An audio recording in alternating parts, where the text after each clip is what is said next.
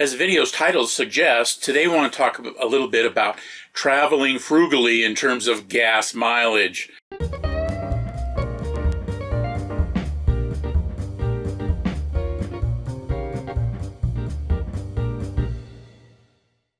If gas mileage is one of those things that is really important to you, probably driving a motorhome or pulling a 10,000-pound trailer is not what you're going to be interested in doing. Because the simple fact of the matter is that a big motorhome or pulling a bunch of weight with your pickup truck is going to bring the gas mileage down. But if you know that going in, and you still want to make sure that you're traveling as frugally as possible, I've got about 4 tips for you to think about as you drive around with your motorhome or with your travel trailer. First, tire care.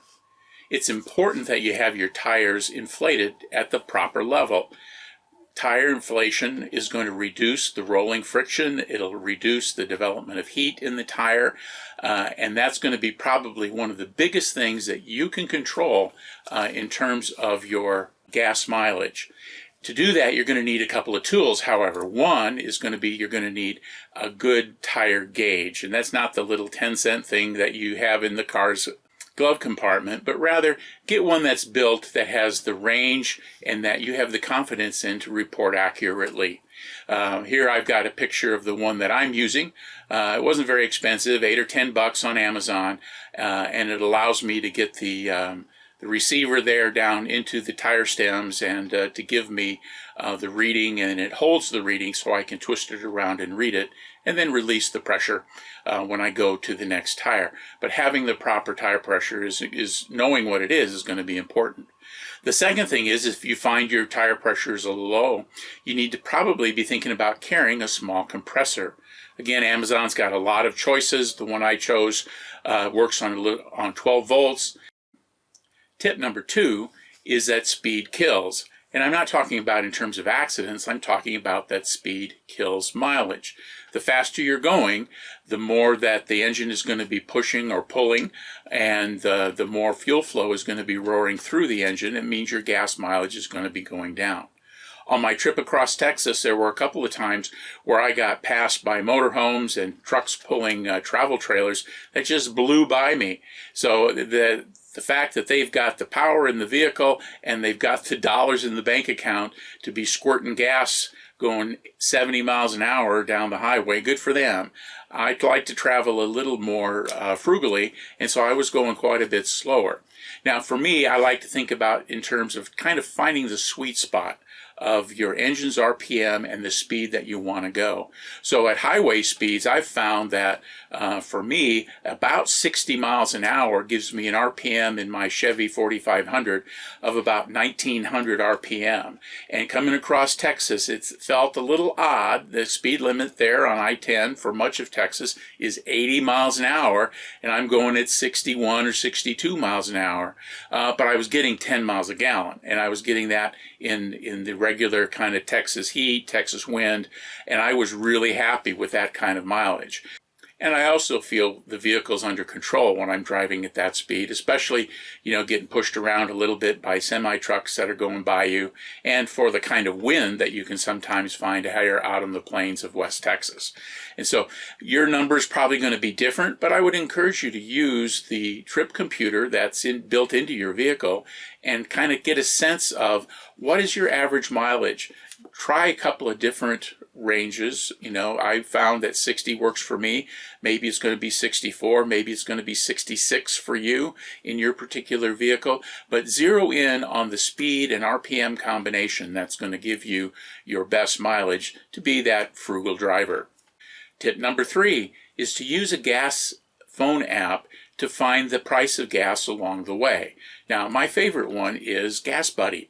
GasBuddy allows me to keep track of where I am. It knows where I am using the GPS in my phone, and so when I ask it for gas near me, it'll show me the next exit or two, and it'll give me the price. Now this is kind of crowdsourced gas pricing, and so people who use GasBuddy go to a gas station, type in the number or confirm the number that GasBuddy already shows for their fuel, and that's how it keeps track of the thousands of gas stations that it knows where they are. And so GasBuddy is going to be a way to know that if you need to get gas, say in the next 50 or 60 miles, you can look ahead a little bit, you can see what the prices are. Sometimes gas prices change a little bit crossing state borders.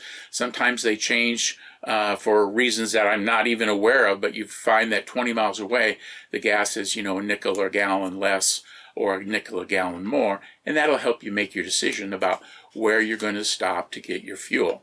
And so GasBuddy apps, and there's a couple of them like it, are a great way to help you manage the cost of your travels by putting the less expensive gas into your tow vehicle or into your motorhome to help drive down the cost. And now for tip number 4, use some discount plans.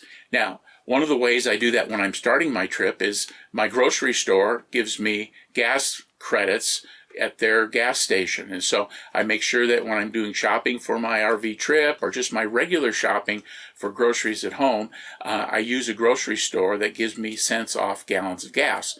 There are a couple of them near me, and so I kind of spread the wealth around a little bit.